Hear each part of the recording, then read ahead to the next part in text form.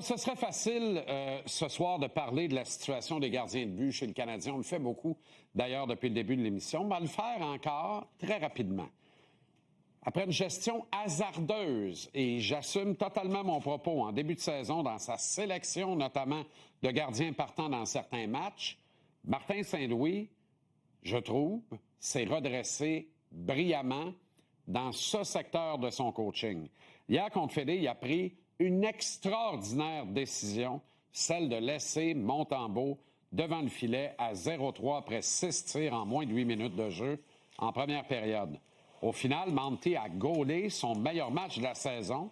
Il a permis à ses camarades en culotte courte de s'amuser à remonter la pente, ce qu'ils adorent beaucoup trop faire à mon goût.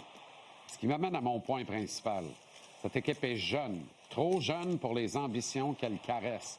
Le départ de David Savard est superbement comblé par Alex Carrier au niveau du jeu et des tirs bloqués notamment. Mais le leadership du barbu manque cruellement à nos jeunes loups. Le Canadien manque trop souvent à son devoir de respecter la game du hockey. Et plus la saison va avancer, plus ça va rattraper la troupe et plomber ses résultats. C'était un piège à con contre les Oranges hier. Les garçons se sont empressés de tomber dedans, comme si instinctivement, ils veulent toujours jouer du hockey de rattrapage, du hockey beaucoup plus permissif offensivement. Il faut à ce groupe une injection de leadership fort. Un vétéran qui connaît le tabac et qui va savoir rappeler au quotidien l'importance de jouer le match comme un vrai pro qui a de l'ambition. Je vous ai parlé en masse de Ryan O'Reilly, qui demeure, à mon sens, un fit extraordinaire pour le Canadien. Danny Dubé a servi la conversation hier dans sa chronique Les Coachs en évoquant Bo Horvat. Vrai que Mathieu Darche et Patrick Roy veulent tenter d'entrer en série dès cette saison, mais les résultats pourraient les rappeler à l'ordre d'ici peu. Horvat est un autre candidat de choix qui arrivera avec 5 saisons de contrat excluant l'actuel, 8,5 par année au demeurant.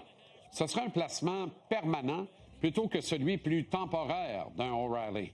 Ce genre de transaction-là, par contre, coûte pas mal d'argent habituellement. Mais le Canadien se trouve dans une situation où il doit poursuivre sa route vers la fenêtre d'opportunité en flairant l'odeur du sang.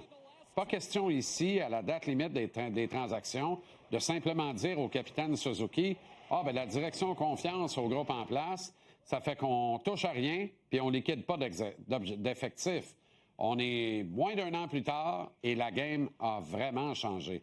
Le Canadien se doit d'être acheteur. Il n'y a aucun doute dans mon esprit. Il manque cruellement de profondeur au centre, idéalement un gaucher. Il faut ajouter un leadership fort à ce groupe qui refuse d'assumer ses responsabilités, qui veut s'asseoir à la table des grands pour manger tout le buffet sans jamais faire la vaisselle en partant. Il faudrait aussi que le CH parvienne à se grossir. Autrement dit, il va falloir payer. Le Canadien a ce qu'il faut en réserve de hauts choix de repêchage et de jeunes espoirs pour intéresser à peu près n'importe quel danseur aux 4 coins de la Ligue. Un jeune défenseur risque de partir. Au choix, ça dépend. Peut-être Reinbacker, peut-être Ekstrom, ou même, pourquoi pas, Arbor Xhekaj. Une option dans les discussions. Pourquoi pas un jeune gardien de but? Avant longtemps, Dobeš et Fowler vont vouloir le même steak. Un seul va pouvoir le bouffer.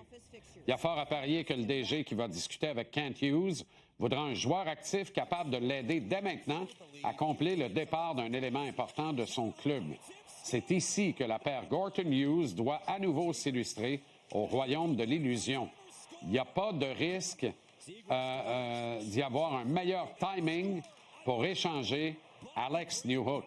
L'allié des fois centre, on ne le sait pas trop, mais on ne le dira pas, qui n'a que 24 ans, gagne sous les 3 millions cette saison.